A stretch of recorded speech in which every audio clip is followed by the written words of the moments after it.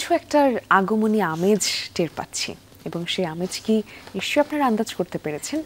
বছর ঘুরে আবারও আসছে দেবী দুর্গা, তাই তো দেবীকে বরণ করে নিতে এরই মধ্যে প্রস্তুতি শুরু করেছেন সনাতন ধর্মাবলম্বীরা। শেষ হয়েছে কাদামাটির কাজও, এবার রং তুলির আঁচড়, তারপর ঢাক বেজে ওঠার অপেক্ষা। সব থেকে বড় এই উৎসব পার্বণের বর্তমান প্রস্তুতির পর্ব আপনাদের একটু জানিয়ে দিতে চাই। এই জন্য আমরা চলে যাচ্ছি দিনাজপুরে, সেখান থেকে যুক্ত হচ্ছেন আমাদের সহকর্মী মাহফুজুল হক। মাহফুজ, শুভ সকাল। শুভ সকাল মাহফুজুল।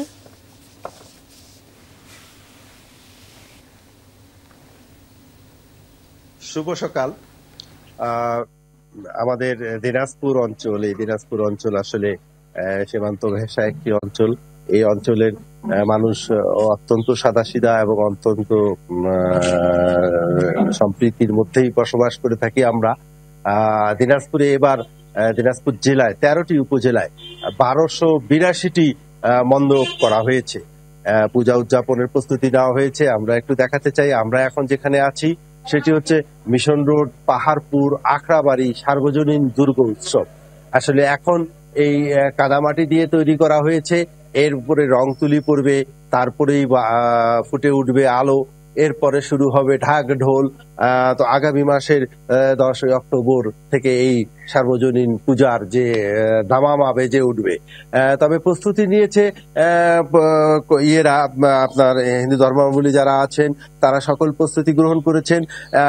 পরিবর্তিত পরিস্থিতিতে সম্প্রীতির যে নিদর্শন বাংলাদেশে স্থাপন করা হয়েছে, সম্প্রীতির যে নিদর্শন বাংলাদেশে যে রয়েছে, এই সম্প্রীতির নিদর্শনেই দিনাজপুরে এবারও গতবারের মতনই আড়ম্বরপূর্ণ পরিস্থিতির মধ্য দিয়েই আসলে এই দুর্গোৎসব পালিত হবে। আমরা একটু বলে নিই যে দিনাজপুর সদরেই 167টি পূজা মণ্ডপ রয়েছে। এই পূজা মণ্ডপগুলিতে কাজ চলছে এবং যারা কারিগর তারা আপনার দিন রাত কাজ করে, গোটা রাত কাজ করে সকালবেলা যায়, তারা ঘুমোতে যায়।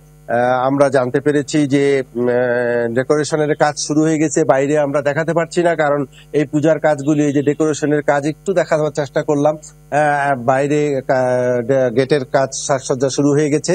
আমরা এখন কথা বলতে চাই এই যে পূজা কমিটি যেখানে আমরা দাঁড়িয়ে আছি, এই পূজা কমিটির যিনি সভাপতি এবং দিনাজপুরের হিন্দু সম্প্রদায়ের খুব পরিচিত মুখ এবং সকলেরই অতি প্রিয় আমাদের সুনীল কুমার দত্তবাবুর সাথে কথা বলতে চাই। আচ্ছা, আপনি এবারকার যে পূজা উদযাপন হবে, যে আমাদের যে সময়ের পরিবর্তিত সময়, এটাকে নিয়ে অনেকে রং নামার চেষ্টা করেছিল এবং অনেকে একটা সংখ্যা প্রকাশ করার চেষ্টা করেছিল।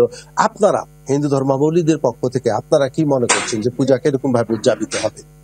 না, আমরা প্রতিবারের নয়, এবারেও দিনাজপুরে শারদীয় দুর্গোৎসব জাঁকজমকপূর্ণ হিসাবে আমরা করতে চাচ্ছি।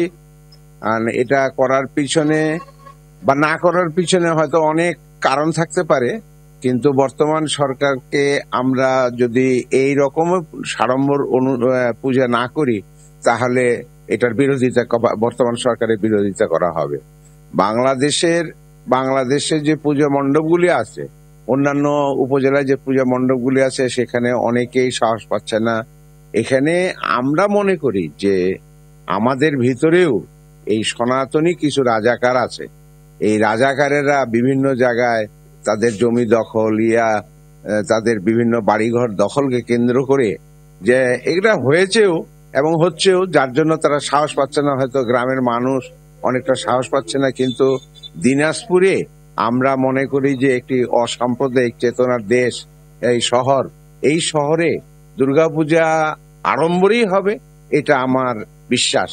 প্রশাসনের পক্ষ থেকে আপনারা কি এখন পর্যন্ত সেরকম কোনো ইয়ে পেয়েছেন? প্রশাসনের পক্ষ থেকে আমাদের গতকালও যেটা হয়েছে যে হিন্দু ধর্মীয় কল্যাণ ট্রাস্ট থেকে আমাকে রিং করা হয়েছে, বলা হয়েছে যে আগামীকাল জেলা প্রশাসক কার্যালয় থেকে আপনাদেরকে কিছু সাহায্য সহযোগিতার আশ্বাস দিছে এবং আমরা তার প্রেক্ষিতেই আগামীকাল হয়তো তাদের তালিকা আমরা প্রেরণ করব, দিনাজপুরের পূজা মণ্ডপগুলির তালিকা প্রেরণ করব।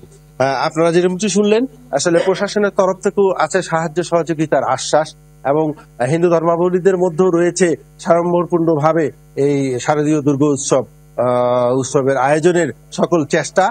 আমরা আশা করছি গত কয়েক বছরের তুলনায় এবার আরো বেশি করে ভালোভাবে এই শারদীয় দুর্গোৎসব উদযাপিত হবে। মাহফুজ, অসংখ্য ধন্যবাদ।